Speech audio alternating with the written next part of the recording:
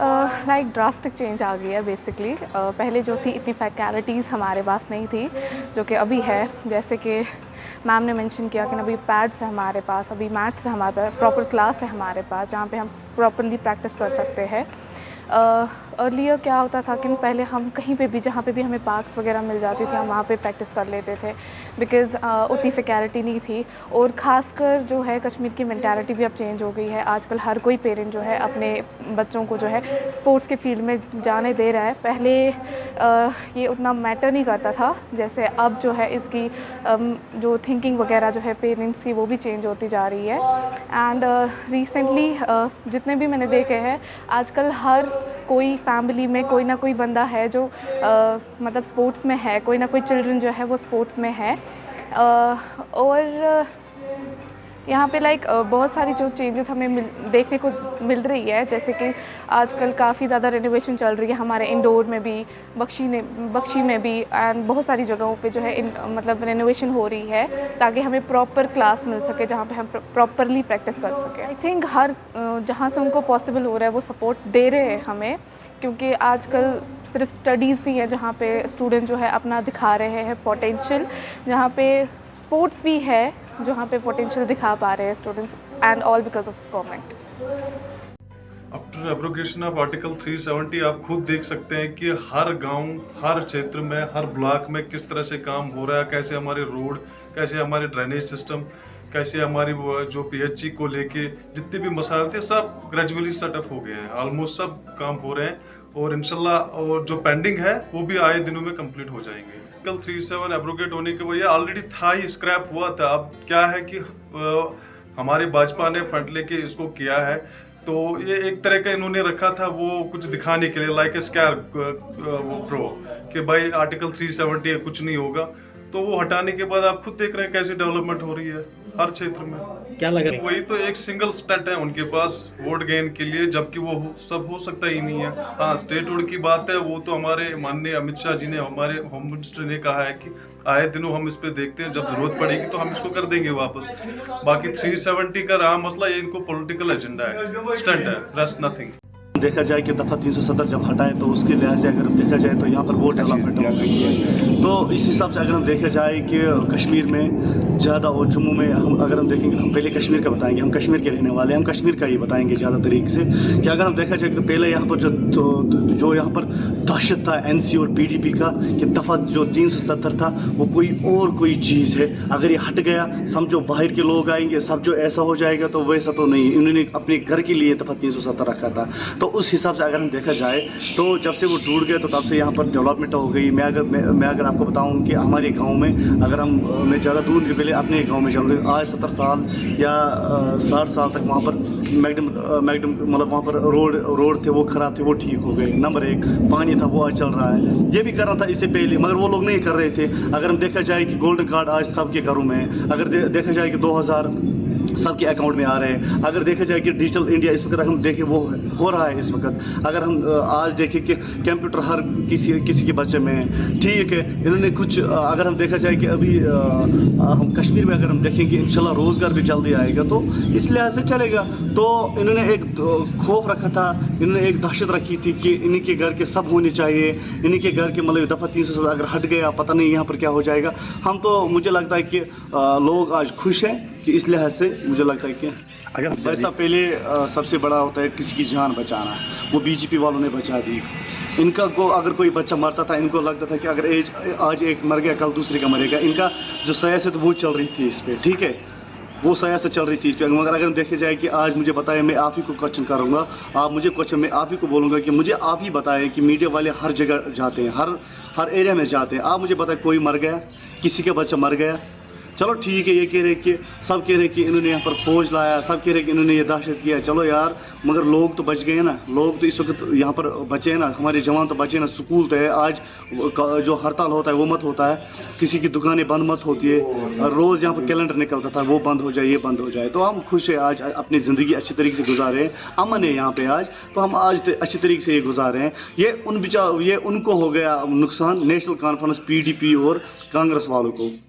ये उनको नुकसान हो गया, क्योंकि वो डरा रहे, रोज़ डरा रहे थे ये हो गया, वो हो जाएगा, ये हो जाएगा। भाई साहब हम ठीक आज अपनी ज़िंदगी गुजार रहे हैं, तो हम अल्लाह ताला से ये शुक्रिया अदा करते हैं कि ठीक है हमारी ज़िंदगी चल रही है, तो चल ठीक तरीके से चल, तो हम आज खुश हैं। तो ये दफ़ा 370 तो बताऊँगा, जब 370 जब हटा तो उसके बाद हम देखा जाए कि इससे पहले यहाँ पर टूरिज़्म जो टूरिस्ट थे वो भी डर यहाँ से वो हो जाएगा। अगर हम देखा जाए आज मुझे लगता है कि 1 करोड़ से ज़्यादा यहाँ पर टूरिस्ट आ गए। अगर देखा जाए हम ज़्यादा दूर नहीं जाएंगे, हम जाएंगे अपने इस सुंबल में, हम जाएंगे अपने शादीपुरा में। हम शुक्रिया करते हैं अपने डीसी साहब का कि यहाँ पर देखें यहाँ पर कितना रोज़गार ठीक तरीके से चल रहा है। हम अपना एक छोटा सा एक गाँव है हमारा यहाँ पर, हम उसके देखेंगे, शादीपुरा में देखेंगे, ज़्यादा दूर नहीं जाएंगे। और अगर आप देखे जाए इस वक्त आप गुलमर्ग जाए, पहलगाम जाए, आप देखिए कि हर कंट्री का जो टूरिस्ट है वो इस वक्त कश्मीर में आता है। तो आज मुझे लगता है कि अच्छे तरीके से यहाँ पर रोज़गार चलता है। स्कूल यहाँ पर बंद थे, कॉलेजेस यहाँ पर बंद थे, उनको मतलब उनके ऊपर ये नेशनल वाले PDP वाले अटैक कर रहे थे, कि मुझे लगता है कि आज वो भी ठीक तरीके से चल रहे हैं। बच्चे आज खुश हैं। मैंने परसों एक बच्चे से कहा, मैंने बोला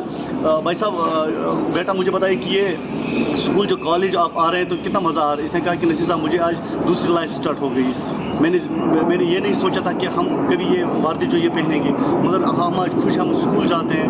यहाँ पर जब वो घर से निकलता था उसको पता नहीं चलता था कि NC वाले और PDP वाले मुझे स्कूल घर में लौटूंगा या नहीं लौटूंगा। आज वो खुश है, स्कूल खुले हैं, दुकान खुले हैं, टूरिज़्म खुला है, सब आज आज़ादी की ज़िंदगी यहाँ पर जी रहे हैं। तो हम शुक्रिया कर दें अपने नरेंद्र जी मोदी जी को, जो हमारा प्राइम मिनिस्टर अमित शाह जी को होम मिनिस्टर है, तो हम उसको शुक्रिया अदा करते हैं कि उसने ऐसी हुकूमत यहाँ पर की, उसने ऐसे होम मिनिस्टर को यहाँ पर लाया, उसने ऐसी BJP को सिस्टम को यहाँ पर लाया। तो हम आज खुश हैं, हम लोग खुश हैं। मैं कहता हूँ हम दिल से आज खुश हैं। ये चीज़ नहीं है कि हम किसी के दबाव में डरे या कुछ कहें, मगर हम कह रहे हैं कि आप आए हमारे गाँव में देख लीजिए कि हमारे गाँव में देखिए वही काम उनको पहले भी करना था दफ़ा 370। जो 3 टायर सिस्टम के वजह से जो डेवलपमेंट यहाँ हुई है जम्मू कश्मीर में, खासकर जब यहाँ गवर्नर सतपाल मलिक जी थे तो उन्होंने बड़ा इंटरेस्ट ले लिया। उसके बाद जब जम्मू कश्मीर UT में बना और उसके बाद जो माननीय LG मनोज सिन्हा साहब, उन्हें काफ़ी इंटरेस्ट ले लिया ताकि जो रूरल डेवलपमेंट के एरिया में जो डेवलपमेंट होनी चाहिए, चाहे वो बिजली हो, चाहे सड़क हो, चाहे पानी हो, क्योंकि जो 78 से लेकर आज तक रेनोवेशन हुआ ही नहीं था बिजली का, PDD का, उसका रेनोवेशन हुआ, सड़कों का भी जाल बनाया गया है। मतलब अगर हम देखेंगे तो जो पंचायती राज सिस्टम में है तो काफ़ी कुछ सुधार हुआ है, खासकर इस जो है इस जब UT बना है तो, मगर बहुत सारी अभी कुछ काम करना बाकी है, जिसमें ड्रग एडिक्ट है, इसमें करप्शन है, जिसमें काफ़ी यहाँ बड़ी प्रॉब्लम है जम्मू कश्मीर में, इन पर काम और करना। मगर अगर हम ओवरऑल बात करेंगे तो डेवलपमेंट काफ़ी हुई है, खासकर ग्रामीण क्षेत्र में, जो आज तक हुई नहीं कभी। देखिए कश्मीर के अंदर माशाल्लाह बहुत अच्छा चेंज आया है। एक तो स्टोन पैटिंग कम हुई है, दूसरा मिलिटेंसी कम हुई है, डेवलपमेंट हो रहा है। 6-6 महीने यहाँ हड़ताल रहा करती थी, वो ख़त्म हो गई है। तो एक अच्छा पॉजिटिव कदम उठाया है गवर्नमेंट ने 370 को रिवॉक करके। कि हाँ, ये बात आपकी बिल्कुल सही है, बड़ा अच्छा सवाल आपने पूछा। करप्शन है यहाँ पर, इसमें कोई शक नहीं है। मैं अपने प्रधानमंत्री से गुजारिश करता हूँ कि सर आप प्लीज़ कश्मीर के अंदर जो करप्शन है इसको कम कीजिए, क्योंकि यहाँ पर एक से बढ़ के एक सांड बैठा है जिन्होंने हाथी निकला हुआ है और डकार भी नहीं लिया है। इनकी प्रॉपर्टियाँ सीज़ कीजिए, इनको जेलों में डालिए। आप जिनको भी जिनके ऊपर भी आपका ये आप ख्याल करते हैं कि इस बंदे ने हवाला का पैसा खाया है या इस बंदे ने करप्शन का पैसा खाया है, इन लोगों के ख़िलाफ़ आप कार्रवाई कीजिए। और NIA कार्रवाई कर रही है, हम NIA का खुद खैर मकदम करते हैं कि वो कार्रवाई कर रही है, और आने वाले टाइम के अंदर ये सारे जेलों में नज़र आएंगे आपको और करप्शन भी ख़त्म होगी। देखिए अब आप मुझे 1987 पर ले जाएंगे। 1987 के अंदर एक इलेक्शन हुआ था यहाँ पर मुस्लिम यूनाइटेड फ्रंट का, जिसके अंदर सलाउद्दीन साहब इलेक्शन लड़ रहे थे हब्बा कदल कॉन्स्टिट्यूंसी से। मैं उनका पोलिंग एजेंट रहा और यासीन मलिक भी उनके पोलिंग एजेंट रहे। 3 बजे तक हमें ये पता था कि मुस्लिम यूनाइटेड फ्रंट जीत रहा है, लेकिन 3 बजे के बाद हमें पता चला कि हम हार गए। ये बंदूक शेख फारूक अब्दुल्ला और कांग्रेस की देन है कश्मीर के अंदर। अगर वो सीट हमने जीत ली होती, अगर वो मुस्लिम यूनाइटेड फ्रंट का इलेक्शन हमने जीत लिया होता तो शायद आज कश्मीर के अंदर बंदूक नहीं होती। काश के वो इलेक्शन हमने जीत लिया होता तो आज सैयद मौलवी यूसुफ शाह सैयद सलाउद्दीन नहीं होते। जी हाँ, बिल्कुल चेंज आई है। आप देखें आज मार्केट खुले हुए हैं, 6-6 महीने हड़ताल हुआ करती थी, वो ख़त्म हो गई है। स्कूल खुले हुए हैं, लोग स्कूल जा रहे हैं, लोग अमन और तरक्की की बातें कर रहे हैं। आज आप देखें लाल चौक के अंदर तिरंगा झंडा लहराया जा रहा है, इससे ज़्यादा क्या आपको देखने को मिलेगा। वो पाकिस्तान का नारा देने वाले, वो ज़मीर फरोश, वो सारे यहाँ जेलों के अंदर बंद हैं। एब्रोगेशन ऑफ आर्टिकल यहाँ पे जम्मू कश्मीर में जो है एक ट्रांसपेरेंसी हुई। ट्रांसपेरेंसी इन द सेंस ये कि जो सेंटर द्वारा स्कीमें चल रही थी, आम लोगों को इस बारे में कोई भी पता नहीं होता था। आजकल अवेयरनेस है तमाम लोगों में, और चूँकि ऑनलाइन आज हर एक चीज़ अवेलेबल है और हर एक इंसान को इन स्कीम्स के बारे में मालूमात है। एक तो ये, दूसरा आज आप कहीं भी देखिए एक तामीर जो हो रही है, बहुत सारे इलाकों में जो इग्नोर्ड एरियाज़ थे वहाँ पे काम हो रहा है। आर्टिकल 370 जो है, इसमें कोई शक नहीं है कि J&K की शारग है, लेकिन कुछ लोगों ने, जो कुछ लोग यहाँ के सियासी लीडरान थे, वो इसे इस्तेमाल सही नहीं कर रहे थे। लिहाजा इस चीज़ को हटाना ज़रूरी था, चूँकि यहाँ पे जो आप ग्रॉस रूट लेवल पे जो आप काम देख रहे हो, ये उसी की वजह से है। और यहाँ की लोकल जो गवर्नमेंट हुआ करती थी, वो कभी भी ये नहीं चाहती थी कि सेंटर द्वारा स्कीम्स यहाँ पे इम्प्लीमेंट हो। तो बहुत सारे चेंज आए हैं, उसमें सबसे ख़ास चेंज वो ये है कि जो यहाँ के एम्प्लॉयज़ थे, जो यहाँ के अफसरान थे, वो भी आज अकाउंटेबल हैं। उन्हें भी आज ये लग रहा है कि काम करना ज़रूरी है। बहुत सारी चीज़ें हैं, तो हम शुक्रिया अदा करना चाहेंगे जो काम हो रहे हैं। देखिए, हम आम लोग हैं और हमारे लिए पानी, बिजली, सड़क जो भी है, ये सारी चीज़ें होनी चाहिए। ये आर्टिकल जो था, इस चीज़ों से कुछ लोगों को यहाँ पे फ़ायदा था, जिनका आज तक यहाँ पे ख़ानदानी राज चला है।